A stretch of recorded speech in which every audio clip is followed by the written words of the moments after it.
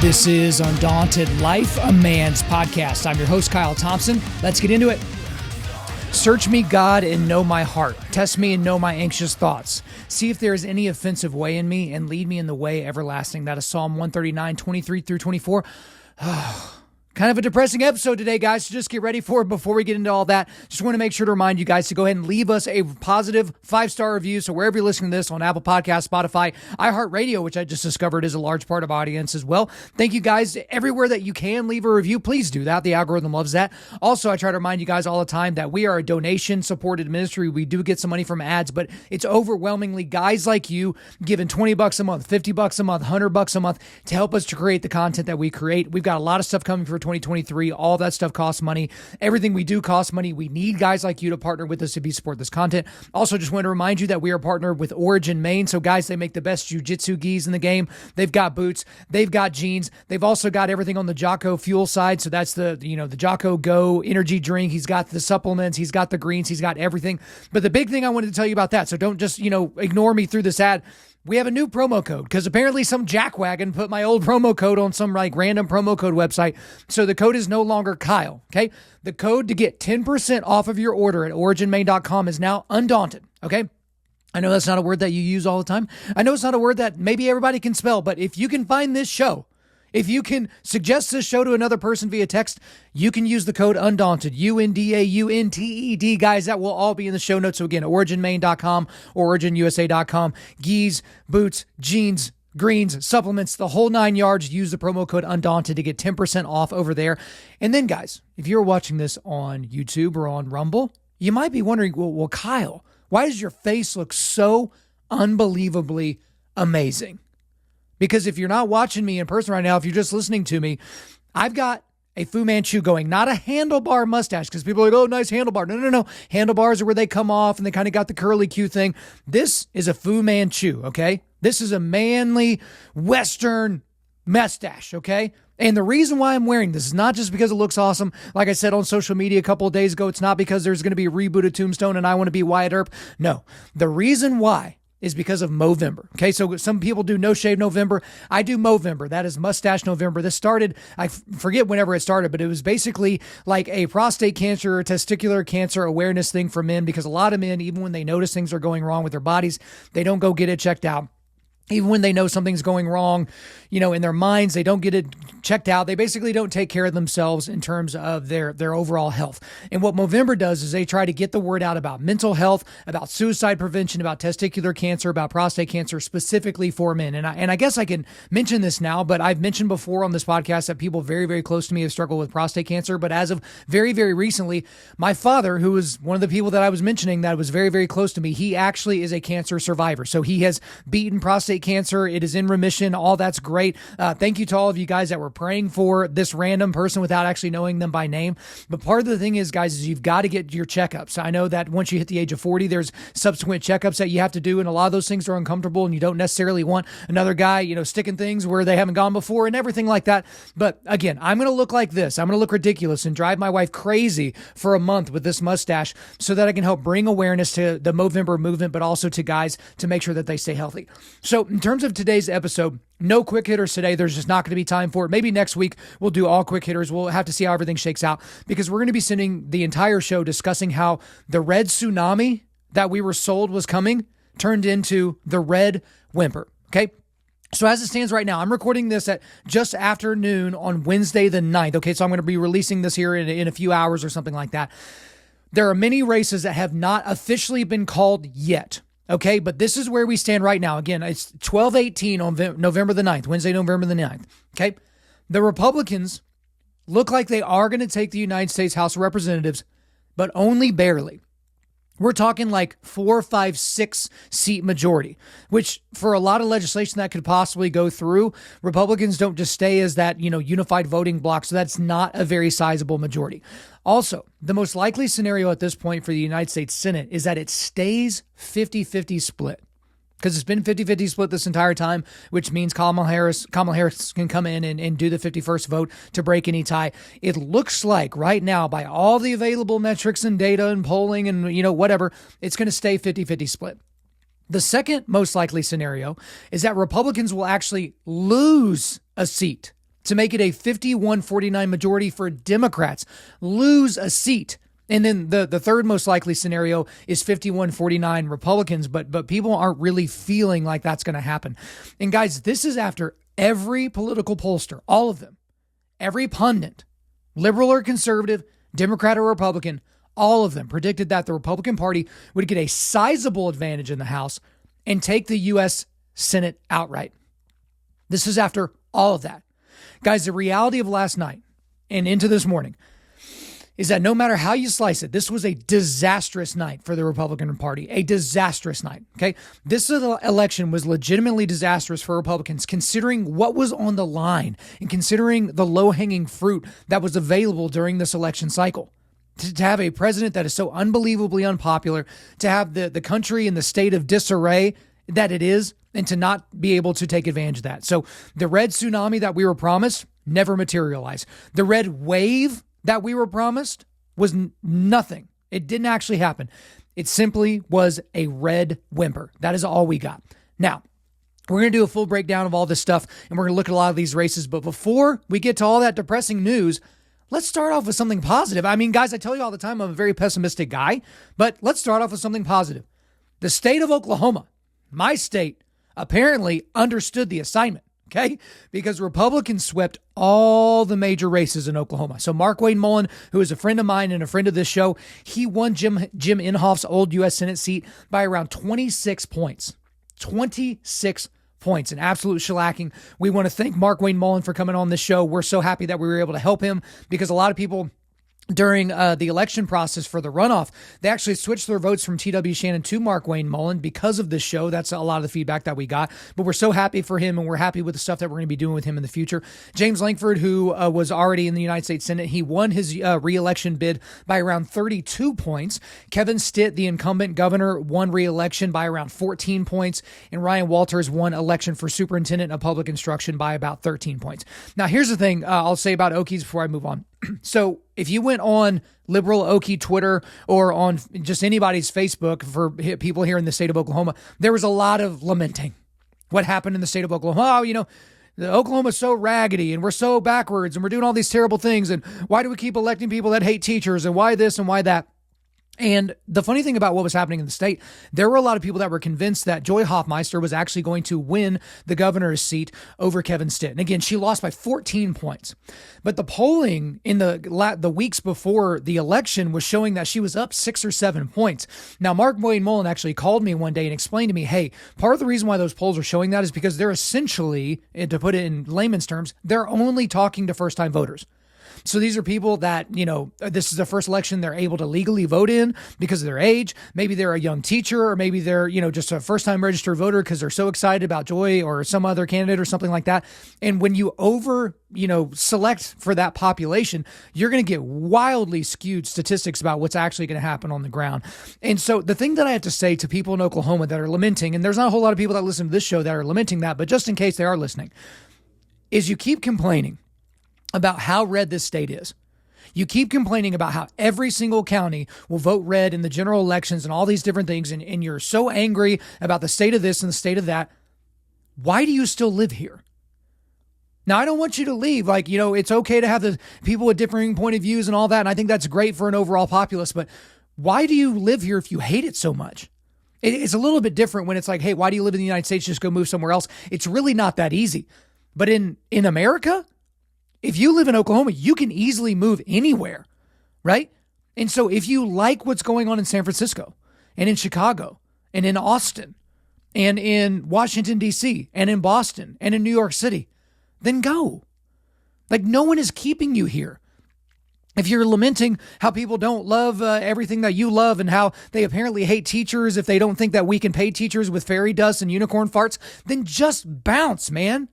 Like, nobody is begging you to stay, but you just want to sit here and scream at the sky and do all these different random things. Like, I'm just not into it. It's like, stop complaining and do something about it. If you can't get your people elected, and if that's just something that you can't live with, there are other options for you. Okay, so guys, to dig into the generalized election, I got a bunch of random thoughts.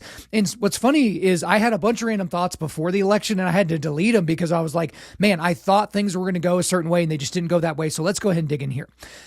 Even though they lost the House, it's not official yet, but even though we can assume that they lost the House, Democrats across America have to feel amazing about last night's results. And I mean amazing. Because again, everyone predicted across the spectrum, left and right, everything in between, that they were going to get shellacked last night, and that just didn't happen. And what's probably the best for Democrats is that independents were supposed to break heavily for Republicans, and they didn't break for Republicans almost at all.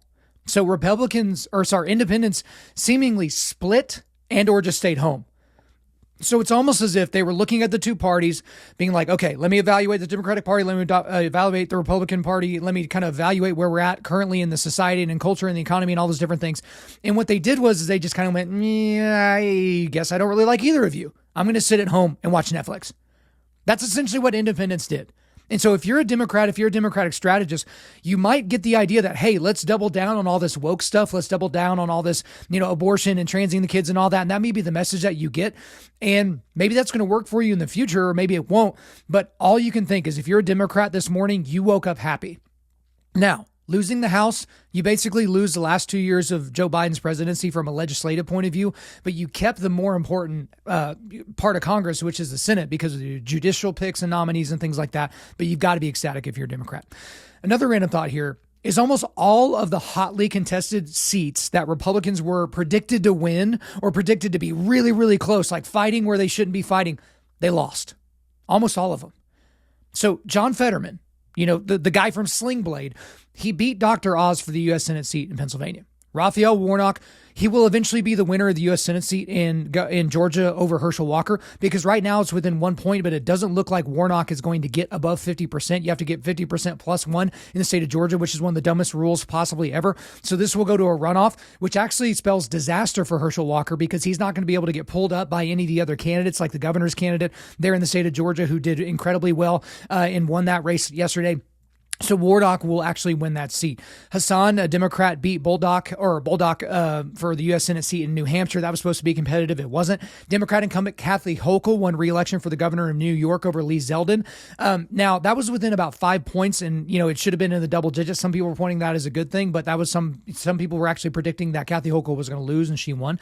Democrat incumbent Gretchen Whitmer won re-election for the governor of Michigan. That was supposed to be a close race, and it wasn't. And there's a bunch of other ones like that, and there's still some others that are to be determined. And it looks like in Arizona, it looks like Kari Lake might lose. It looks like, by the time this comes out and, hits your ears, maybe some of these things have taken care of themselves. But all those tight races where it looked like Republicans had the majority, they lost. And I mean, all of them, right? And it's crazy to think about, but they just lost them all. Another random thought is when the Republican Party runs serious candidates that are also good candidates, they win. I mean, look at Ron DeSantis last night. So he won his re-election bid for governor in Florida by a historic margin, okay? So he beat his Democratic challenger, Charlie Crist, by almost 1.5 million votes, okay? So to put that in perspective, DeSantis won his race for governor 4 years ago by only 30,000 votes. So in 4 years, he turned a margin of 30,000 to a margin of 1.5 million votes, okay? Now, I'm going to talk a whole lot more about Ron DeSantis later, so stick around for that. But him winning by 30,000 votes 4 years ago might end up being one of the most consequentially tight governor's races in American history, depending upon what DeSantis does into the future, okay? But again, when the Republican Party runs really, really serious candidates in Florida, in Georgia, in some of these other places, Ohio, they're going to win these races. When you have people that are in office that aren't only fighting the culture war, but they're also good governors, good legislators, good, in terms of organizing people to get out to vote and registering and all those different things, those people typically win. That should be something that the Republicans should learn from all this. And we'll get way into more here later as to what Republicans should learn from all this nonsense. Another random thought is Democrats had been, not anymore, but they had been preparing their, the election was stolen from us narrative for weeks. But now they're going to go very, very silent on that. Okay, because they were ready to talk all about voter suppression. Now, some of the early notes we got were that there was record turnout, but then they were going to somehow argue in the same breath that there's record voter turnout, but also record voter suppression, which doesn't exactly work. But it's going to be amazing to see them now not talk about any of those things because they won, which makes total sense. I'm not faulting them for it. Like, quit while you're ahead. Once you get the answer you want, stop talking. For any of you guys out there that are in sales, that's some of the best advice that you can get. Once you get the yes, move on to the paperwork. Just kind of keep it going. But they were so ready with all of their different things, and they were preparing to basically kick Biden to the curb, and none of that's going to happen now. Another random thought is, for all their faults, of which there are many, a myriad of faults, there's one thing that you can say about Democrats. They understand the power game. They understand it to a T. The Democratic Party and the Democratic voting base are unified. They are absolutely unified. And they proved in the 2020 general election and in a lot of the elections here this time around that they don't care who they're voting for. They care about the control of power. They care about the pendulum staying swung to their end. There are no such things in the Democratic Party as never Bideners. Right? There's never Trumpers that are in the Republican side. There's no such thing like that for Biden people, or there's not even something similar. Okay. Joe Biden is definitely going to be running for re-election now. That's a certainty. If they got shellacked last night, which they didn't, but if they had, there'd be people talking about him needing to move along and then we'd get somebody else in there. And he will get the full support when he runs for re-election. He will get the full support of the entire Democratic Party and the media establishment. But I repeat myself. But the thing about it is John Fetterman, again, he's not a functioning person, but the people of Pennsylvania decided to just vote for him as a rubber stamp because they knew he's not going to write legislation. He's not going to eventually run for president. This guy is a worthless person in just about any way that you could describe it. He lived at home until he was like 50 years old. He basically didn't have a job. His first job was being like lieutenant governor of the state. And then he had a stroke during the primary. And then he comes all the way through. And the people of Pennsylvania are like, yeah, we just want a Democrat. We don't even care. Oh, his brain doesn't work. He can't talk. Doesn't matter. Which again goes back to Republicans. When you run good candidates like Dr. Oz, Pennsylvania Republicans, what was the plan here exactly? Dr. Oz? Herschel Walker? Really? These people in very, very, very winnable races against weak Democrats, you pick those people. Like, it's absolutely flummoxing, absolutely shocking. But Democrats apparently don't have a problem getting their base unified, which should be a major warning for all Republicans out there for future elections. Now, I know I've been kind of pessimistic here, but let me kind of sneak into a silver lining here. So the silver lining for last night, if I could figure out a single one, is that the results of that show us that the American public won't be able to blame Republicans for how bad things will be in the next 2 years. Because the economy is probably going to take a nosedive into next year. It's already been bad. It's going to be way, way, way worse. It's not just going to turn around magically, okay? And, a lot of the markets aren't going to like what happened in a lot of these elections.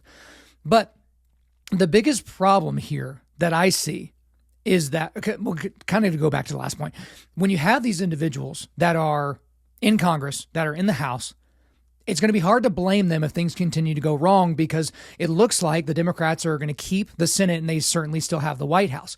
Now, legislatively, that does create a little bit of a logjam, which would be appropriate for this time.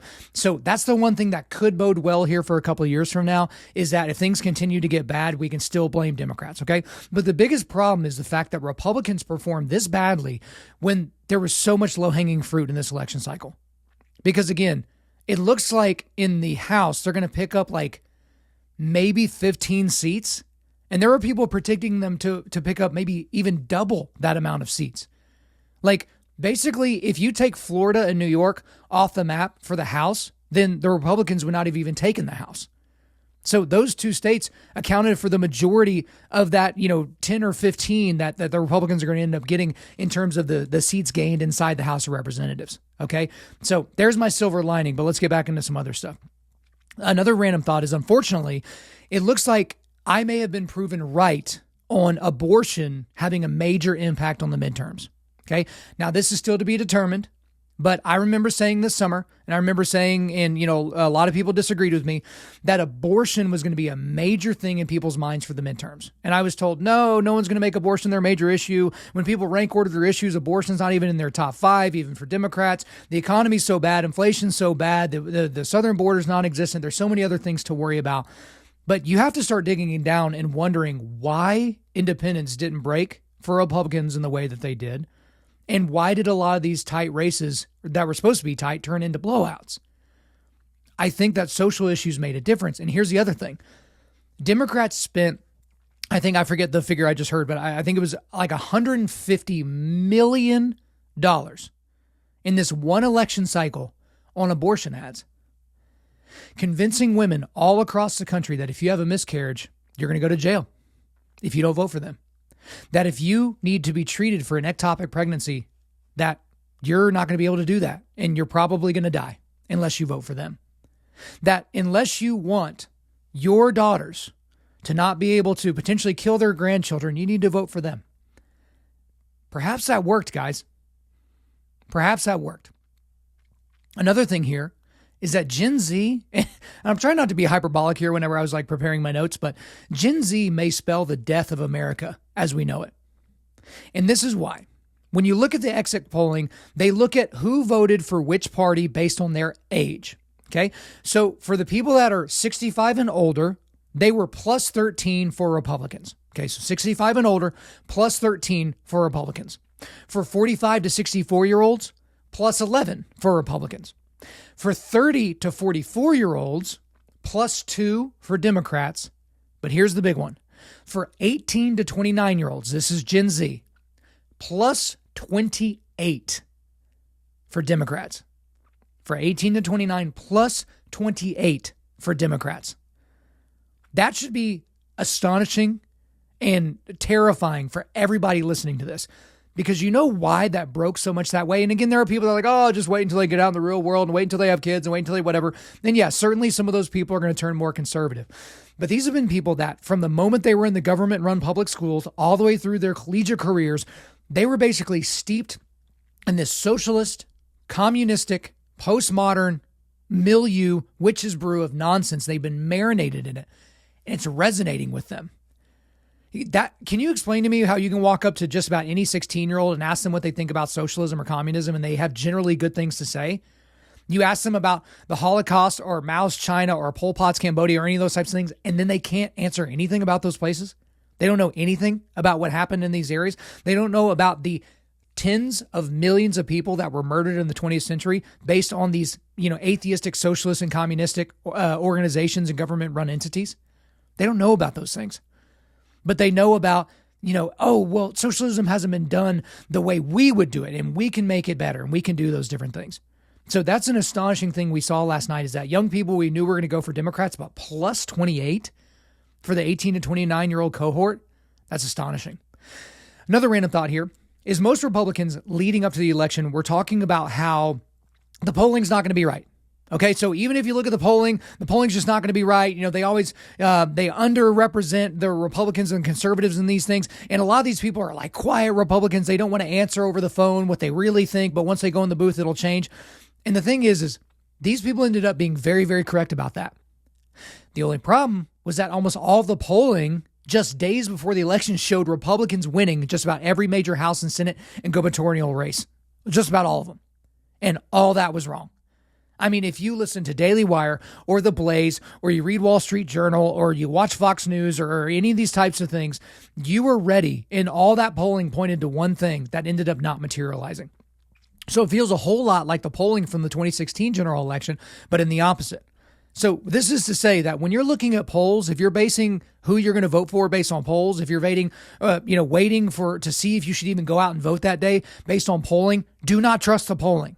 Apparently, polling is impossible to do because nobody does it right. You hear how we constantly have this like churn every 8 to 12 years of these polling organizations. It's because they raise all this money, they get all this notoriety, and then they blow it. They're like the weathermen of the political, establishment. Weathermen like, 25 years ago where you had to walk outside, lick your finger, stick it up in the air and guess your best, right? You didn't have all this radar and all this other stuff. But man, the polling was just super, super bad during this cycle. Another random thought here is that Biden said before the election, okay, now, this is astonishing to think about. So I really want everybody to kind of tune in here, okay? Joe Biden said before this election that if Democrats were able to keep Congress, that he would move to codify abortion federally into law. And the Republicans performed so poorly that that almost came true. Again, we're assuming that Republicans will end up taking the House. So if he does try to codify abortion federally into federal law, the Senate will obviously go along with him. And we would just have to hope that Republicans could stay together, because it looks like they're going to have a single digit majority in the House. But just think about that. When people are talking about, don't bring, your morality into the voter booth with you or any of those types of things. Well, guess what? There were a bunch of people that took their atheistic morality into the voting booth, their pro-baby murder, baby sacrifice ideology into the voting booth. And look what happened. Because what I thought Joe Biden was doing, and I think I said this on one of the shows leading up to this, is that he knew they were going to lose the House and probably lose the Senate. So he could just, say that he was going to codify it in the law and be, gosh darn it, we were so close to being able to codify it into law, because nothing was stopping him from codifying it into law over the last 2 years when he already had both houses of Congress and plenty of a majority there. And so there's no reason to say that he couldn't have, forced that through at this point, but he was just kind of saying it to have something to say. But he was literally this close to being able to pull that off and make it happen. Now, to kind of wrap up my random thoughts, we need to talk about early voting just a little bit, because I think that we need to get rid of early voting almost entirely. But as with most things, when people get used to doing something new, they're just going to keep that. They're not going to go back on that. So I think there should be very, very, very, very few exceptions for people that need to vote early. So I'm thinking military folks or people that are maybe in the hospitals or nursing homes or something like that. I think there's ways for people to do that. But to open up voting for weeks and weeks before Election Day, just for people to, on their whim, whenever they find it convenient to go and do that, I find that to be silly. Because here's the thing, is if you can't make it to your polling station on the day of voting, even though you have like 2 years to prepare for that date, you shouldn't vote.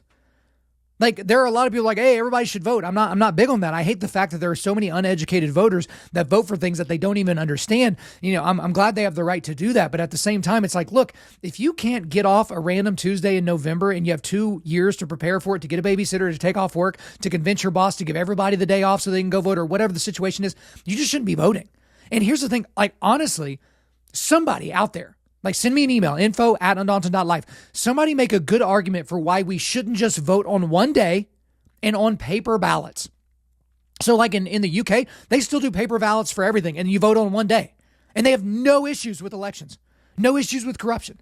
Because I really don't see the advantage of having tons of early voting and voting machines that can malfunction or be tampered with or be hacked into.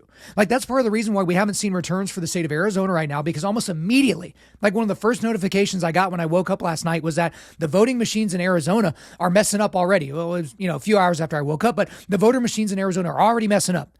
They're misreading ballots at a clip of about 25 to 30%. People that are putting in their ballots that were voting for the Republican candidates for Senate and governor and all those different things, they're being spit back out of the machine. And then when you do a little bit of research, the person in charge of the voting in the state of Arizona is the Secretary of the state of Arizona, who just so happened to be the gal that was running for governor on the Democratic side of the ticket.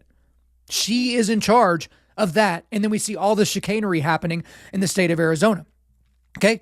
If you have paper ballots and you have plenty of people watching it that are of both parties, or Libertarian Party, add a third party, or a fourth party with independents, then what is the major thing we gain from having it with machines as opposed to paper ballots? I don't understand it. It doesn't make any sense to me.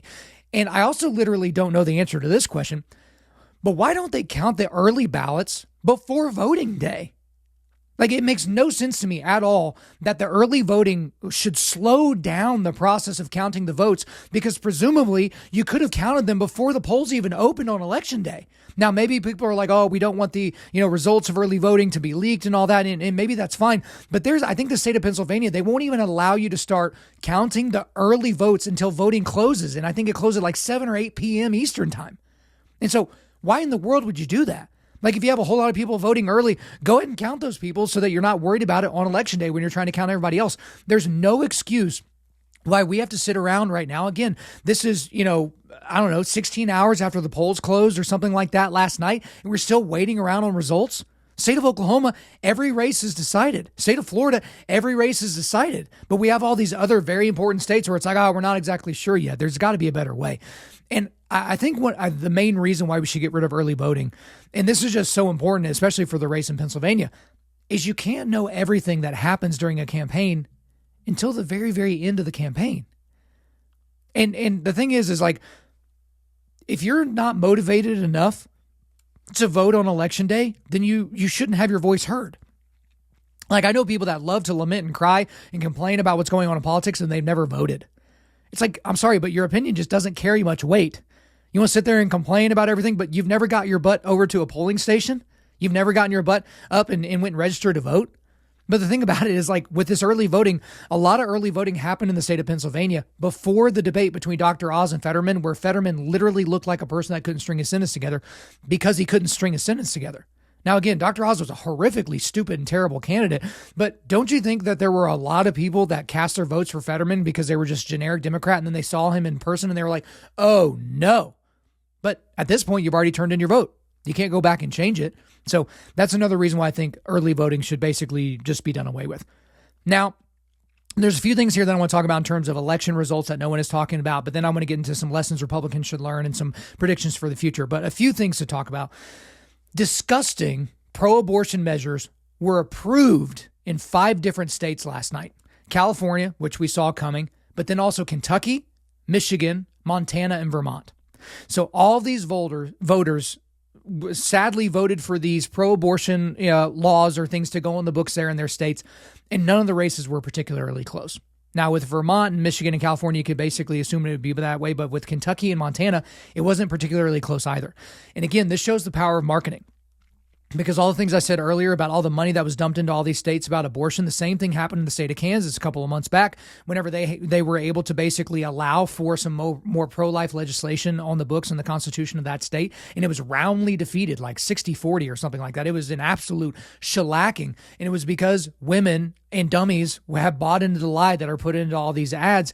And I mean, this is a call to anybody in the pro-life space, to whether that's 40 Days for Life or Live Action or any politicians that support that. You need to 5X, 10X, 20X what you're doing, because literally all the Democrats were doing was dumping all this money. So when Democrats are like, oh, we're not pro-abortion, well, let's just look at their ads this news cycle.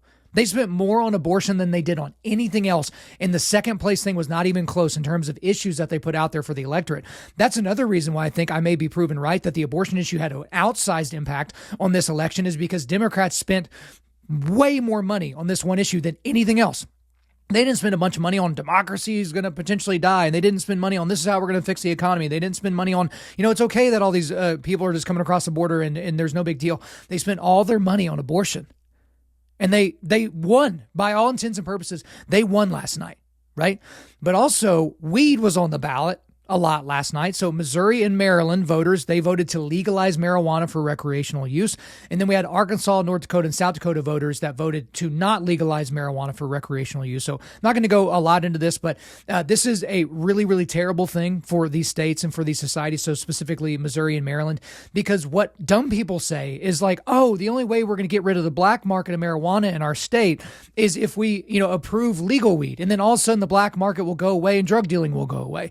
Well, if that were true in states like Washington and California and Colorado, why are the black markets bigger than they've ever been? You have to ask yourself that question. Why are there more drug dealers than there have ever been in those states? Could have something to do with the fact that whenever you have a store that is approved by the state that charges taxes and all those different things, and that is all paid through them, that there's not going to be an entity that's going to try to undercut them. Because of course they will. And whenever it's legalized in a state, guess what? More people are going to want to do that particular thing. And so you're going to have a wider market of people that are looking for discounted weed. Also, when you have something like that is legal, you significantly increase the chances of children using it, because people in their life are going to be able to more easily get it and then give it to them. And if you know anything about marijuana use, you know that especially for preteens and teens, it is horrific for them. And there are some outsized negative consequences for them. You have schizophrenic breaks, you have major mental issues. It does become a gateway for other drugs that they use once they stop getting what they want from the hits of weed and all of that. So weed was on the ballot, but today's not an episode about that. We need to move into how Republicans should respond to what happened last night. I say should respond to what happened last night because I know they're not really going to learn the lessons that they should, but we need to talk about it anyway. The first lesson that they should have learned from last night is if you have no unified message, you will lose. If you don't have a unified message, you will almost certainly lose. Okay? So Republicans have to have a unifying message, but Democrats apparently don't. Because apparently the Democratic message of we'll destroy the economy, we'll make sure there's a bunch of crime in the streets, we'll make sure you can conveniently and legally murder your children, we'll make sure that doctors can mutilate gender-confused children, we'll make sure millions of illegals can walk across the border. Apparently that message works. That message resonates. These messages work when your party is unified, as I talked about earlier, unified in the struggle for power.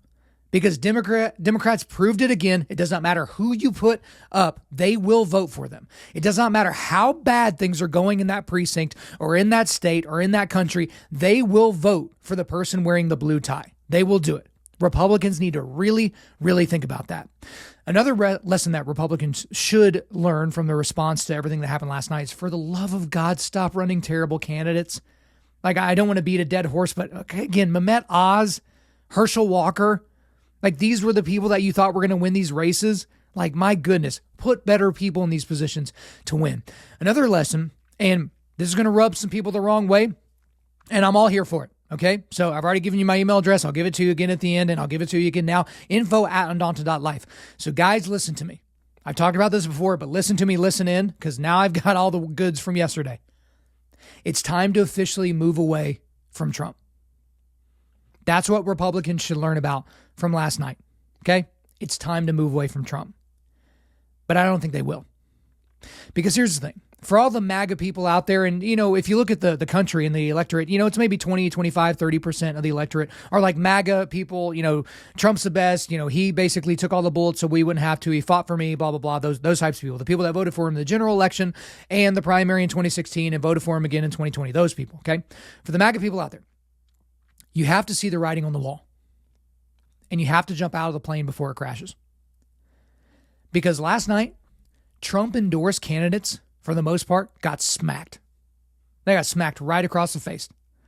A lot of Democrats did something that they thought was going to backfire here in the last few weeks of the campaign, but they poured tons of money into pro-MAGA, pro-Trump candidates in the Republican primaries, right? Democrats poured money into the Republican primaries because they thought it would be much easier to defeat MAGA candidates than it would be for some other generic Republican. And that's exactly what happened. That's exactly what happened. The Trump-endorsed candidates did not perform well, essentially anywhere. Also, this is incredibly damning for people that are big MAGA people. The exit polling last night showed Trump to have a 37% favorability rating. Trump is not in power right now. Trump is not on Twitter right now. So Trump has been out of the collective consciousness, for the most part, of the electorate for about 2 years. And exit polling showed him to have a 37% favorability rating. 37%.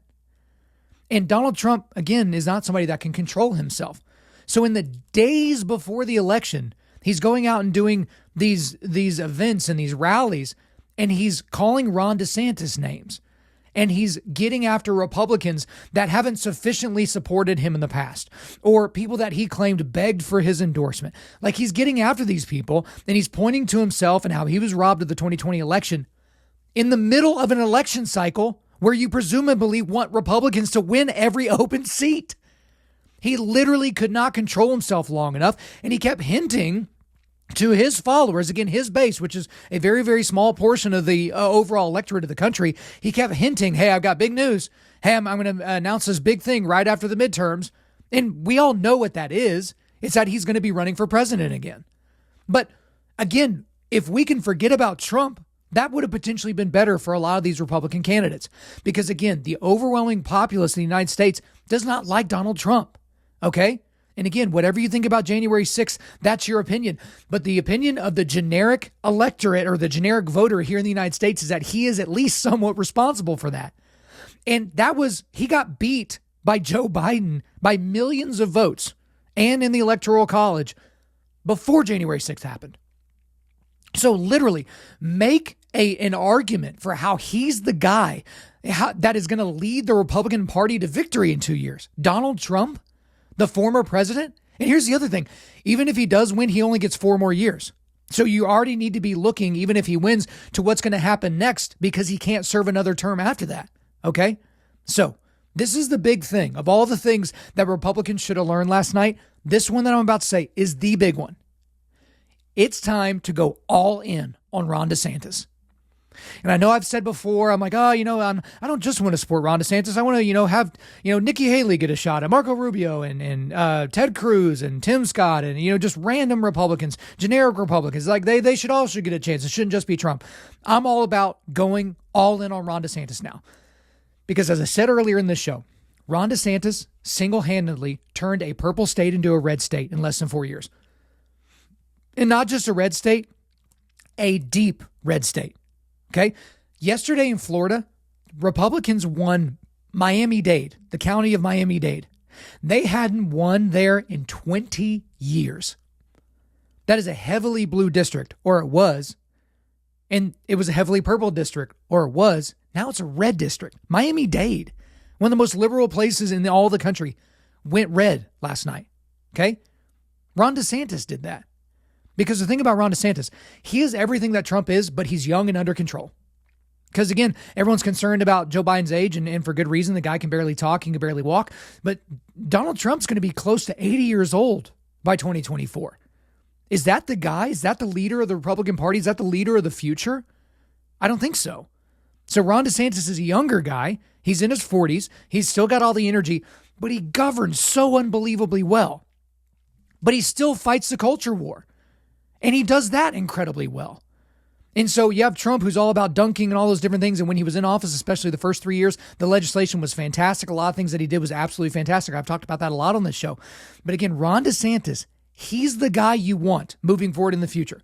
Because here's the other thing about Ron DeSantis. So you can only serve 2 consecutive terms as governor in the state of Florida. Okay, so after these next 4 years, he's going to be out anyway. Okay, so if you assume that he's just going to not do, if he's just going to not, run for president in 2024, basically what you're assuming is in 2026, when his second governor's, time or whatever is over, that he's just going to sit on his hands for another 2 years, having been nowhere in government, and then run for president in 2028 and win.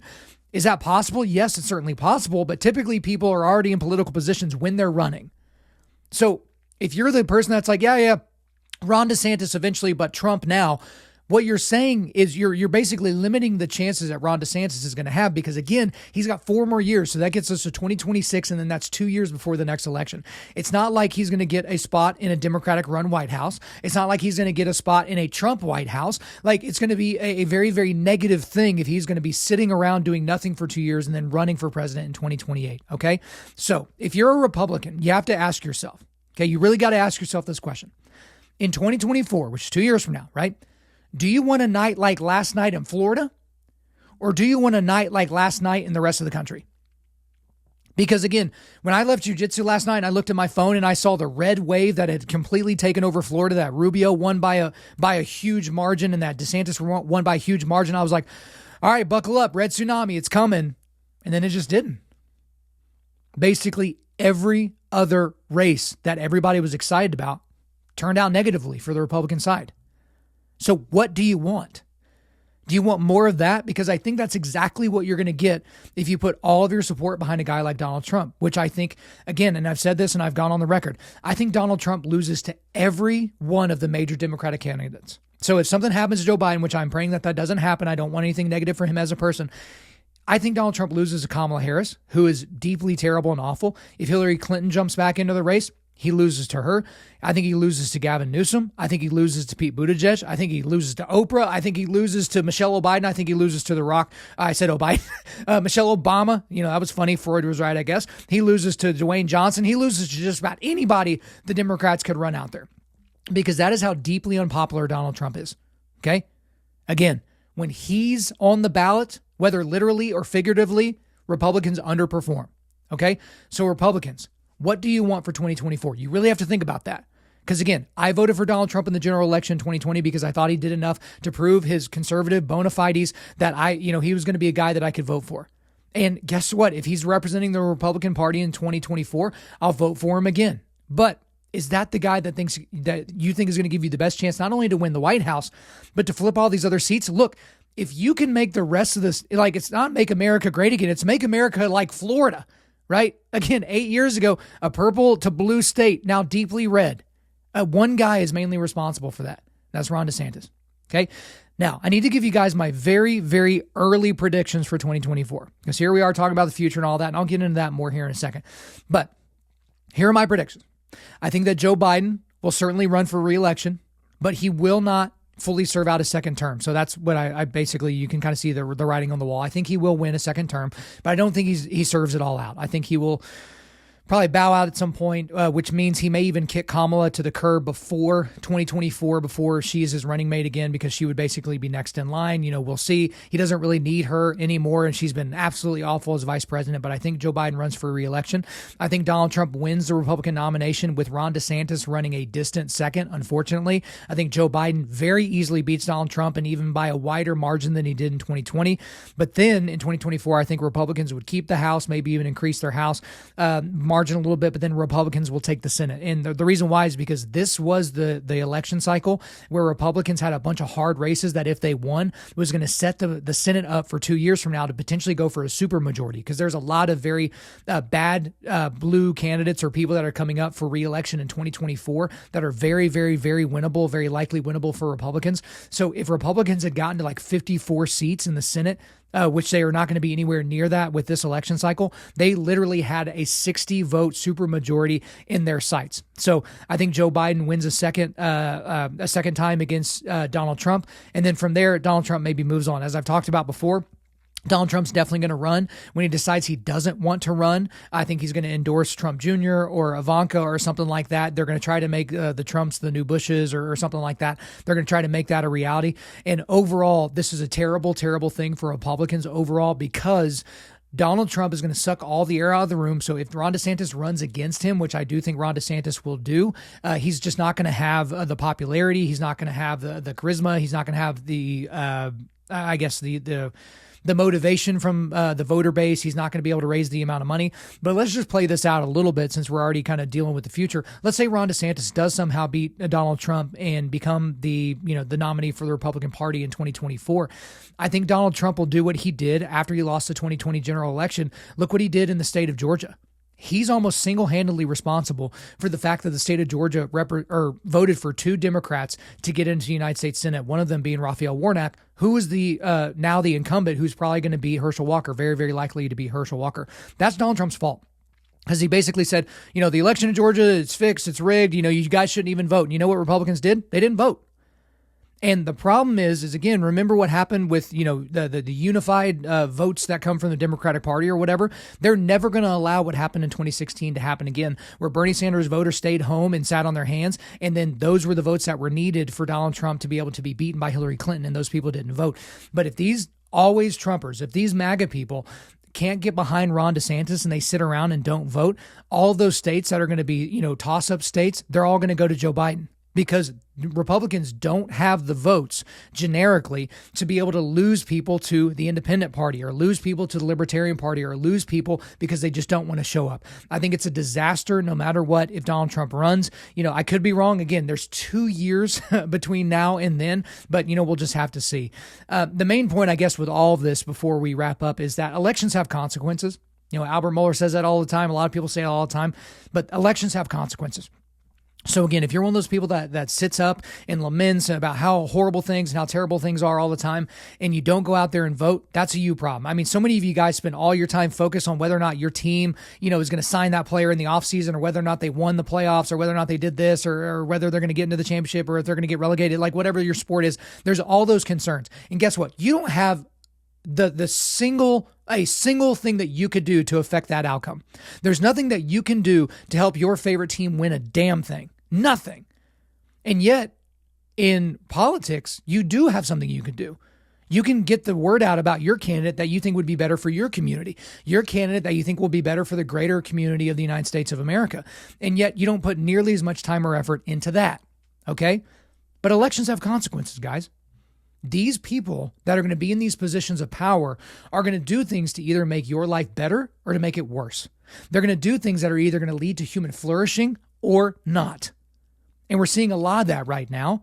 And think about how much worse it would be if Republicans didn't at least take the House. I've already talked about Joe Biden saying he wanted to codify abortion law federally, right? Just think about what that would do for human flourishing. Because as we've seen dozens of abortion facilities closed, and we've seen, I think the estimate was up to 10,000 babies have been saved so far since Roe v. Wade was overturned.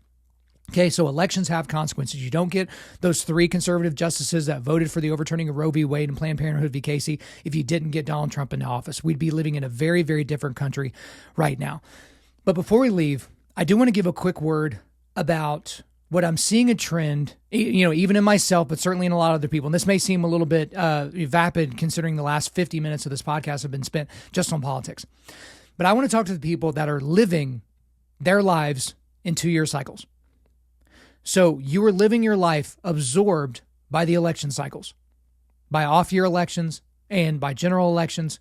You're living that way because people are already talking about 2024. We talked about it a lot on this show already, and for good reason. We talk about faith, culture, and politics. We're going to talk about it all. If it doesn't make you comfortable, there are 2.5 million podcasts out there. You don't have to listen to mine. But people are already talking about 2024 and what this could be and what this could mean for that. And, a lot of these people, they get paid to have these opinions. And so, yeah, sure, they should do that. But to the Christian men out there, do not fall into the trap of living your life in election cycle years, right? People, talk about dog years and different things like that. There are people that live their lives waiting for the next election cycle because that's where they get their meaning.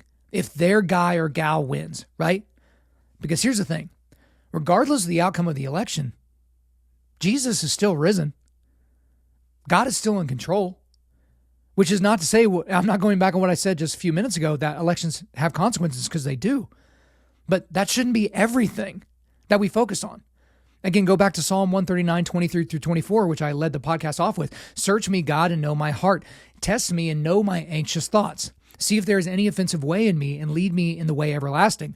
This was very, very convicting for me when I read it this morning, because last night when I left jiu-jitsu, I felt anxiety in my gut before I looked at my phone, hoping that the candidates that I wanted to win would win. And again, those are real world consequences. If your team lost the World Series, that's not a real world consequence. If your team's not going to make the playoffs in the NFL this year, like if your favorite player in the NHL got hurt and is out for the season, like that's not a consequential thing for you in your life. I mean, come on.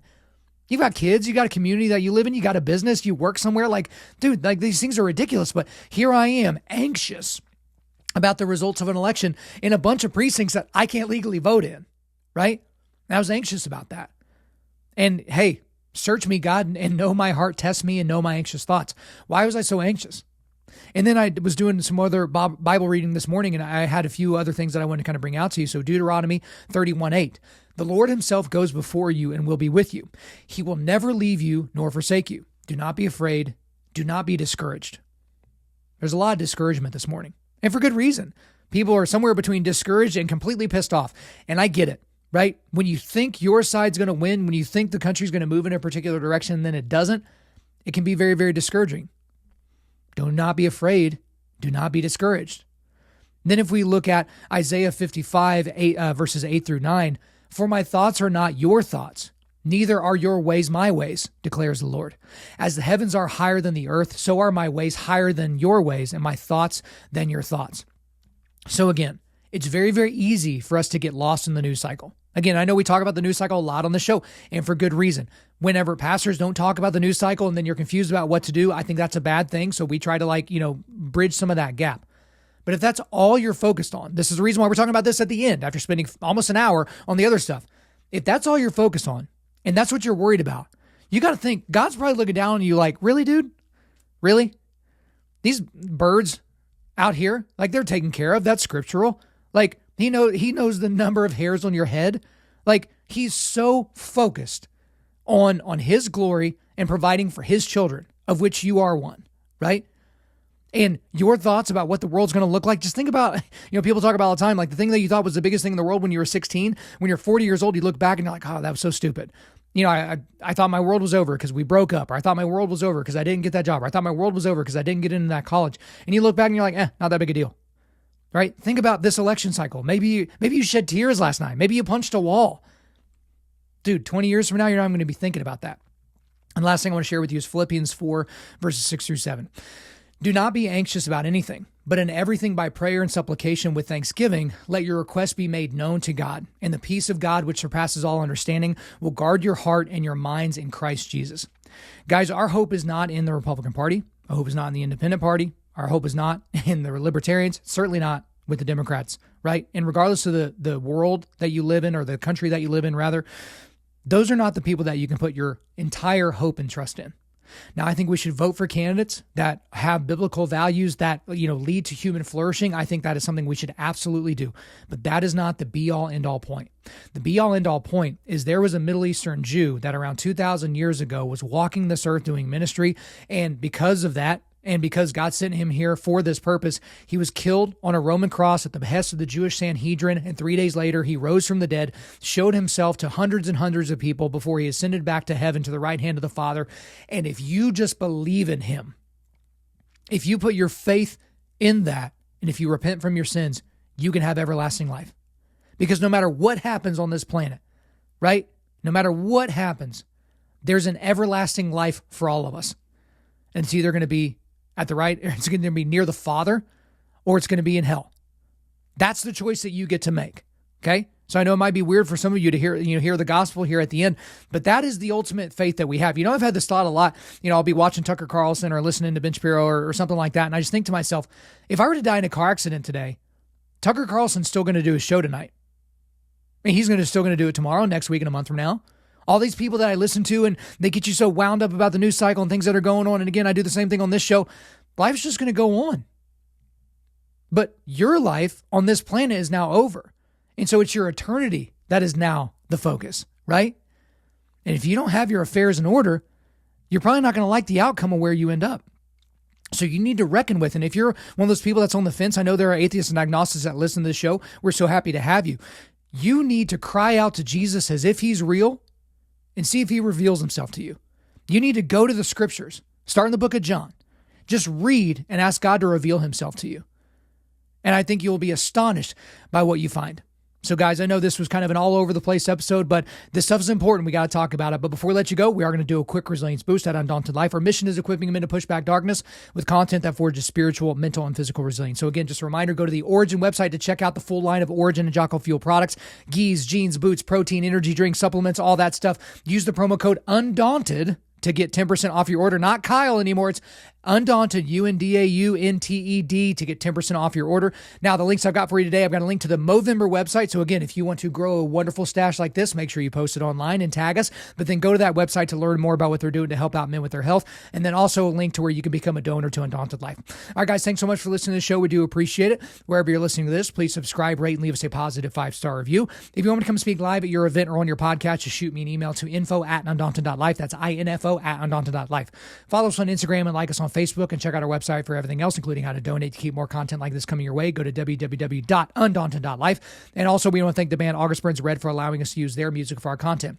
The music on this podcast is their song Cutting the Ties, which is off their 10th anniversary re-recording of their album Leveler. The links are in the description. I'm your host, Kyle Thompson. Remember, keep pushing back darkness, keep forging spiritual, mental, and physical resilience, keep seeking the Lion of Judah.